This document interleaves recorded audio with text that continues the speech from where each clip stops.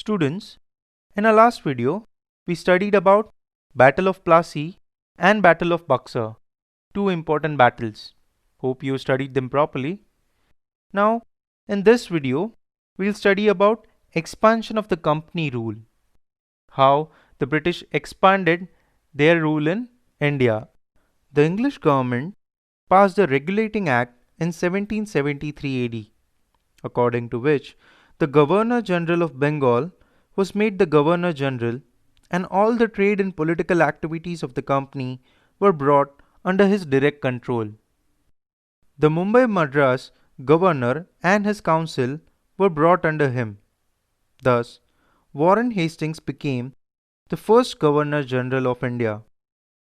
During his tenure, the first Maratha War and the second Mysore War with Hyder Ali of Mysore was waged. The problems for the East India Company increased because it had to face both the powers simultaneously. Now, what was the Regulating Act? A Regulating Act means an act for establishing certain regulations for better management of East India Company. एक ऐसा act जिससे British east India company का बेहतर तरीके से management किया जा सकता है। अभी इंग्लिश गवर्नमेंट ने 1773 में ये रेगुलेटिंग एक्ट पास किया, जिसके मुताबिक बंगाल का जो गवर्नर था उसी को ब्रिटिश का भारत में जहाँ जहाँ भी राज था उन सब जगहों का गवर्नर जनरल बनाया गया। पहले क्या था कि इनके अलग अलग ट्रेड सेंटर के अलग अलग गवर्नर जनरल थे, पर बाद में इन्होंने ये चेंज कर दिया, रेगुलेटिंग एक्ट पास किया, जिसकी वजह से जो बंगाल का जो गवर्नर था उसी को सभी जगहों का गवर्नर जनरल बना दिया। मुंबई और मद्रास का जो गवर्नर था और उसके नीचे उसकी जो काउंसिल थी वो पूरी ये गवर्नर जनरल के नीचे आ गई, और इसी वजह से वॉरेन हेस्टिंग्स बना भारत का पहला गवर्नर जनरल। उसकी कार्यशैली में पहला मराठा वॉर और दूसरा मैसूर वॉर हैदर अली के साथ हुआ था। अभी कंपनी को प्रॉब्लम क्यों हुई? क्योंकि उन्हें दोनों पावर्स के साथ एक साथ युद्ध करना पड़ा, मराठा और दूसरा मैसूर के हैदर अली के साथ।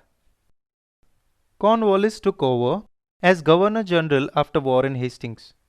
During the tenure of Cornwallis, the Third Mysore War took place with Tipu Sultan, famously known as the Tiger of Mysore. The company had to join hands with the Marathas and the Nizam to defeat Tipu Sultan.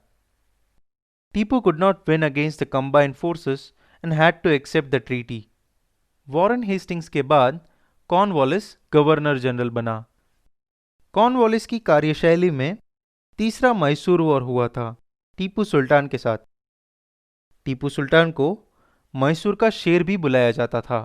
Tipu Sultan को हराने के लिए company को निज़ाम और मराठास की मदद लेनी पड़ी। टीपू इन तीनों की मिली हुई आर्मी से जीत नहीं पाया, इसीलिए उसे संधि स्वीकार करनी पड़ी। Now we'll see why the subsidiary alliance system was introduced. After Cornwallis, Sir John Shaw became the Governor General.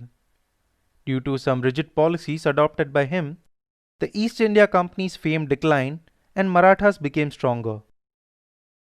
So Governor General Wellesley, who came after John Shaw, got the responsibility of making the company supreme in India. For this, Wellesley introduced the subsidiary alliance system. The conditions of the system and the states adopted under this are as follows. Cornwallis के बाद John sure governor general बना, पर उसकी कुछ inflexible policies की वजह से company बदनाम होने लगी और मराठास ताकतवर बनने लगे। इसलिए वेलेस्ली, जो जॉन शॉर के बाद आया, उसके हाथ में कंपनी को इंडिया में सबसे ताकतवर बनाने की जिम्मेदारी सौंपी गई। For this, Wellesley introduced the subsidiary alliance system. The conditions of the system and the states that adopted under this are as follows. Company को भारत में सबसे ताकतवर बनाने के लिए वेलेस्ली ने शुरू की सब्सिडरी अलायंस सिस्टम, और उसके क्या क्या कंडीशंस थे ये हम अभी देखेंगे। Terms and conditions of the subsidiary alliance system. First, the army trained by the East India Company government will be provided to the state that accepts the system. This army would protect the state from internal and external attacks. Second, in return, the state accepting the system will provide for the army or give away provinces with equivalent income to the British. Third, without the permission of the company, the state will not wage war or sign treaty with other states. Fourth, there will be one English representative in the state assembly. And last, other foreigners not to be employed in the state. The states or rulers who accepted the subsidiary alliance system were Nizam, Mysore, Awadh, Gaekwad, Scindia, Bhosale, Holkar. अभी यदि कोई भी state Wellesley की बनाई गई system को accept करता है तो उसे क्या क्या फॉलो करना होगा। पहला, तो उनको ब्रिटिश ईस्ट इंडिया कंपनी अपनी खुद की ट्रेन की हुई आर्मी देगी और उस स्टेट का अंदरूनी और बाहरूनी बचाव भी कंपनी ही करेगी।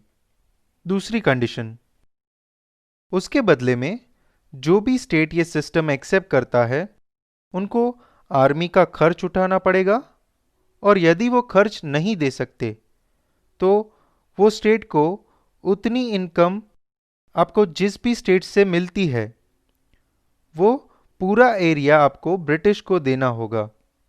तो ब्रिटिश उस एरिया से सीधा रेवेन्यू मतलब टैक्स कलेक्ट करके अपना खर्च वसूल करेगी।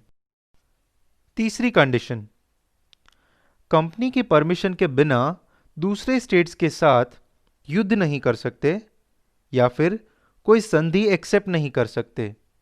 जो भी स्टेट ये सिस्टम को एक्सेप्ट करता है उसको ये कंडीशन फॉलो करनी है। चौथी कंडीशन, राज्य दरबार में राज्यसभा में एक मेंबर ब्रिटिश सरकार का होगा तो कंपनी को मालूम होता रहेगा कि उस स्टेट में उस दरबार में क्या क्या चल रहा है। और लास्ट कंडीशन, उस स्टेट में दूसरे फॉरेनर्स को आप काम पे नहीं रख सकते।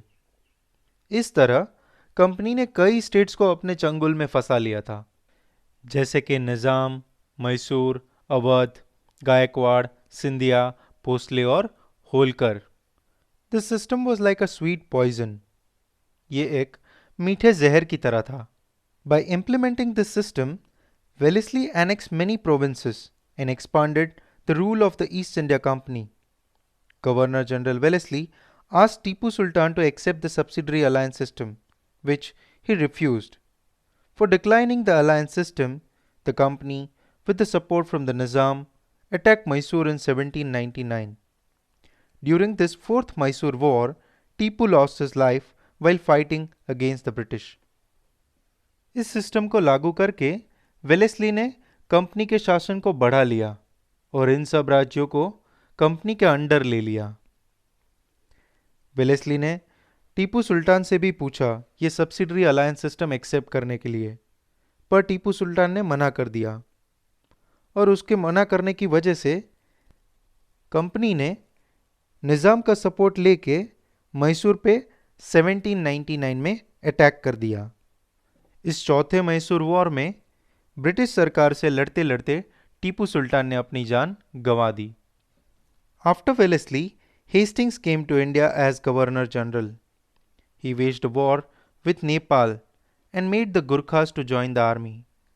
Hastings fought a battle with the Pindharas and took control over them.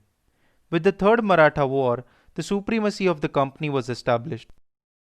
Wellesley के बाद हेस्टिंग्स गवर्नर जनरल बना और उसने आते ही नेपाल के साथ वॉर चालू कर दिया।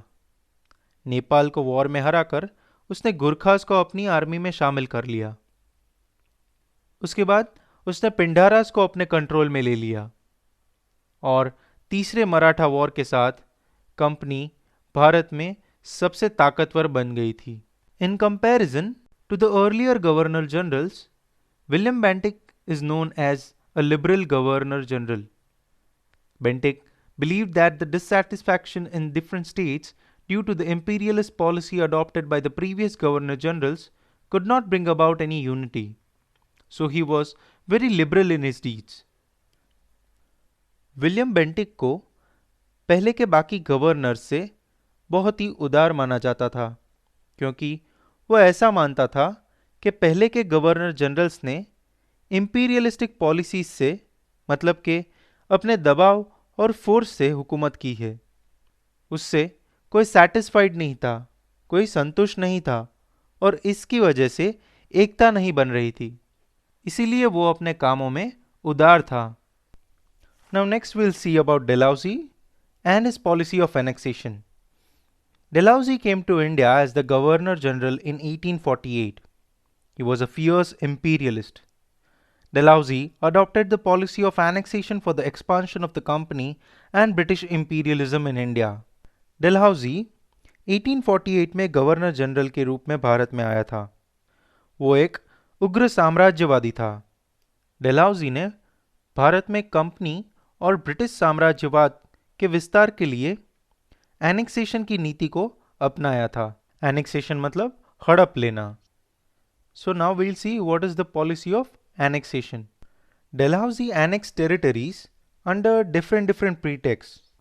फर्स्ट, एनेक्सेशन बाय वॉर, मतलब जंग करके हड़पना। By war he annex Punjab and Pegu, that is lower Burma. जंग करके उसने पंजाब और लोअर बर्मा को हड़प लिया था। Next, annexation due to king dying without heir, मतलब वो राजा जिसका कोई वारिस नहीं है, यदि वो मर जाता है तो उस राज्य को ब्रिटिश एम्पायर में शामिल होना पड़ेगा। इस तरीके से उन्होंने सतारा, जैतपुर, संबलपुर, उदयपुर, झांसी, बघात, नागपुर जैसे स्टेट्स हड़प लिए थे। Next, annexation on pretext of mismanagement, मतलब कि आप अपना स्टेट प्रॉपरली गवर्न नहीं कर रहे हैं और उस बहाने उन्होंने अवध को अपने अंडर ले लिया। Next, annexation on pretext of debt collection, under that Nizam's province. Subsidiary alliance system में हमने देखा था कि जो भी स्टेट ये सब्सिडरी अलायंस सिस्टम को एक्सेप्ट करता है उनको कंपनी जो आर्मी प्रोवाइड कर रही है उसके लिए खाना खर्च वो सब देना है। तो अभी एनेक्सेशन में इन लोग ने क्या किया कि वो जो स्टेट जो ये खर्च नहीं दे पा रहा है वो स्टेट को हथिया लिया, वो स्टेट को हड़प लिया। ऐसा करके इन्होंने निज़ाम की पूरी प्रोविंस अपने हाथ में ले ली। Next is annexation to end a namesake rule, मतलब कि ऐसे स्टेट्स जो एक्चुअली तो ब्रिटिश सरकार के अंडर थे पर नाम के लिए उन्हें भारतीय राजा चला रहे थे, वो स्टेट्स को इन्होंने हड़प लिया। कौन कौन से? Karnataka and Tanjore. This was Dalhousie's policy of annexation. Besides being an imperialist, Dalhousie was also a reformist. The first railway line in India between Mumbai-Thane in 1853 AD was started by Dalhousie. Wireless system between India and England, establishment of public works department, English education, etc. were all introduced during his tenure. He passed laws to ban child marriage and advocated widow remarriage. साम्राज्यवादी होने के अलावा Dalhousie एक सुधारवादी भी था। India में जो पहली रेलवे लाइन आई मुंबई थाने के बीच 1853 में, फिर वायरलेस सिस्टम इंडिया और इंग्लैंड के बीच, फिर पब्लिक वर्क डिपार्टमेंट की स्थापना, इंग्लिश एजुकेशन और आदि चीज़ें डेलहाउसी की कार्यशैली में हुई थी। उसने बाल विवाह पर प्रतिबंध लगाने के लिए कानून बनाया था और विधवा पुनर्विवाह की वकालत की थी। Within 100 years from the Battle of Plassey in 1757, the British rule and the empire both expanded. 1757 में प्लासी की लड़ाई से 100 वर्षों की अवधि तक ब्रिटिश शासन और साम्राज्य दोनों ने बहुत ही फैल गया। But in the process, they had to face the dissatisfaction of the Indian states, and this was manifested in the form of the first struggle for independence in 1857 AD. लेकिन इसके बीच में उन्हें भारतीय राज्यों के असंतोष का सामना करना पड़ा और यह 1857 में स्वतंत्रता के लिए पहले संघर्ष के रूप में प्रकट हुआ.